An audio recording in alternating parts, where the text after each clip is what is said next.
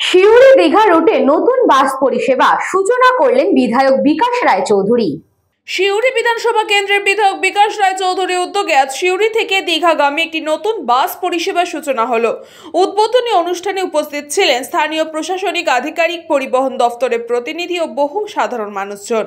এই নতুন বাস পরিষেবা প্রতিদিন শিউরি থেকে ছাড়বে সকাল 6:30টায় এবং দীঘা থেকে রওনা দেবে সকাল 9:30টায়। এই উদ্যোগে শিউরি ও তার পার্শ্ববর্তী এলাকার বাসিন্দারা উপকৃত হবেন, বিশেষত যারা দীঘা ভ্রমণ করতে আগ্রহী অথবা কাজের প্রয়োজনে ওইদিকে যাতায়াত করেন। বিধায়ক বিকাশ রায়চৌধুরী জানান, মানুষের চাহিদাকে গুরুত্ব দিয়েই এই নতুন রুটের উদ্বোধন। আমাদের লক্ষ্য আরো উন্নত ও জনমুখী পরিবহন ব্যবস্থা গড়ে তোলা।